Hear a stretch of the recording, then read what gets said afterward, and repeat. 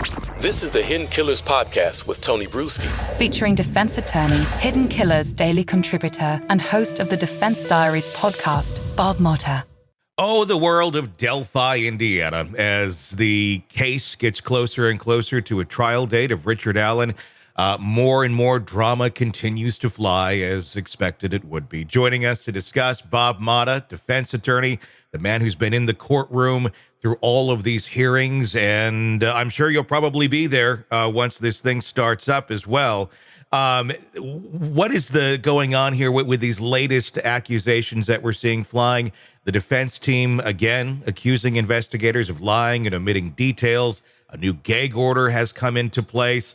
Give me the latest of what your observations are on the circus that is this Delphi trial. Yeah, it's the same as it ever was. You know, I was in Mexico trying to relax for 5 days, and, when the world explodes, I've got somebody, some podcast doing a hit piece on me because of my defense position on this case. And, but as far as the case itself, man, it's like you said, it's a never ending battle.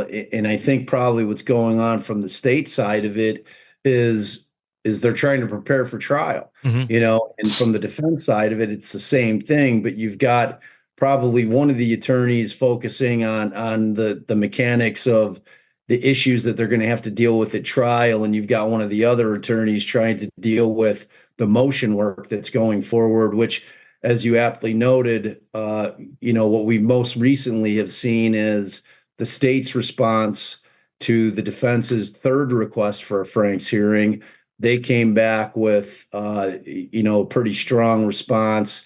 They were poo-pooing the geofencing data. They were saying that it's not reliable, which is interesting to me. Yeah, because when the state does that in a county where geofencing is something that law enforcement is using all the time, and getting these cases to trial and getting convictions on this type of data. For now, the state in this case to say, well, it's not reliable. It's just not something that we're going to be able to use in this case that's going to be able to give the jury any kind of indication whether or not there were other people there or not, because it's not reliable. That's interesting to me because moving forward in other cases, if I'm a defense attorney handling a case against this particular prosecutor's office, I'm going to hearken back in a case where they're trying to use geofencing stuff and say, well, you just told us back here that it's not reliable. So now you're saying that it is reliable. So it's kind of a curious decision by the state in that sense. Maybe they'll try to make an argument that it's improved, that the technology is improved. I don't know, but I found it curious. So, and then in response to that, the defense, of course, filed their reply to the state's response. And I don't know if you saw that document. It's basically a 2-page reply in a 16-page proposed court order, which is very interesting. And it's basically in like when you're talking a proposed court order, that's where either the state or the defense drafts up a proposed order that they say, hey, Your Honor, we did all the work for you. All you have to do is just sign this. If you, of course, agree to every sentiment and ruling in it.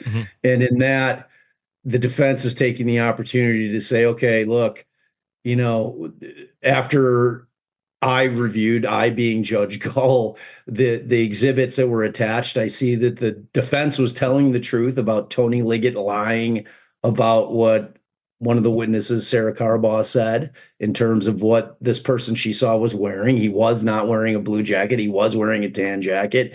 She did not say that he was bloody. I also reviewed so it's like they go through line by line in order to kind of put it on the judge, that the judge has reviewed the video and they're trying to say, look, everybody, the things that we said in our first Franks memo is all true, because now the judge has looked at the exhibits and she's confirming it, even though she denied it.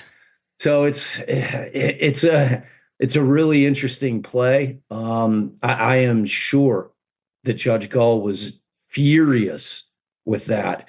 And I think that probably that reply was the impetus to the new gag, which we tried to get a copy of the order from the clerk, as we always do. We always email the clerk down there and say, hey, can you send us all the filings and any orders that have been entered? Yeah. And that order is confidential, which is beyond bizarre to me. Like, I don't know how they're making court orders confidential.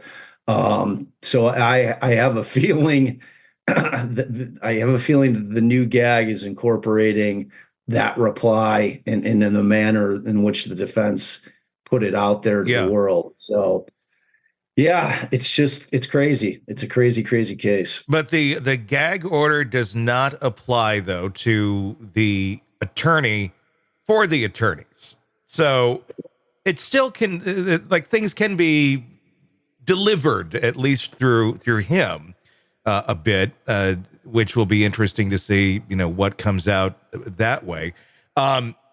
Yeah, I mean, and they're like, just so people have an understanding, there's two different orders that exist. There's the gag order, which basically says that the attorneys, the actual attorneys for the trial, which are Brad Rosie, Andrew Baldwin, and then you've got Nick McClelland, and you've got Luttrell and Diener for the state.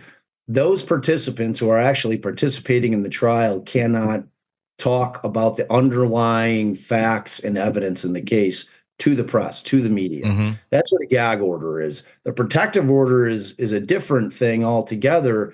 And that's basically saying that this information cannot be released to anyone other than people that were approved ahead of time. So it's a protective order. It can't be put out there, not just to the media, but to anybody.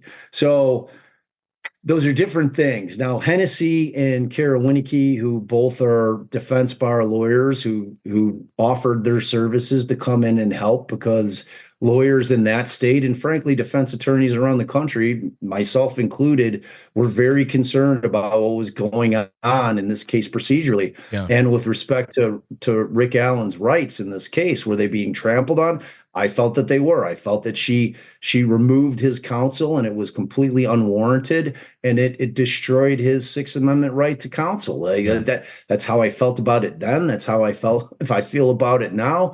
And when you're doing things like that, the long-term ramifications still may affect his trial. Mm-hmm. It's like when you cast shade on the lawyers, publicly in such a way that everyone knows that they were removed from the case. I mean, you could see it in social media. Social media is a macro version of what the jury pool will be. Yeah. So when you see all the folks that call these guys clowns and say that they're horrible people, and that, that the leak was their fault, and some people believe that they facilitated the leak.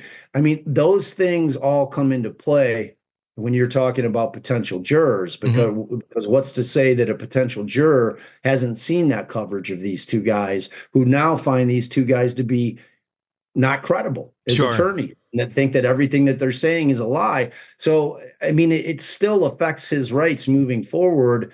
Ultimately, if he's convicted, I assure you that will be one of the main thrusts of why he has to get a new trial. Even though that they were reinstated, I think it's still going to have an impact on his trial, or potentially it could. So, the case has just been a mess, and I don't know that it's got any neater after the reinstatement. Want to listen ad-free? Want advanced access to all of our interviews before anyone else? Become a True Crime Today Premium Plus subscriber on Apple Podcasts. You get every episode commercial-free, so you can binge on true crime until you can binge no more. Search True Crime Today Premium Plus on Apple Podcasts now, or go to our podcast page and sign up now. More of the Hidden Killers podcast next.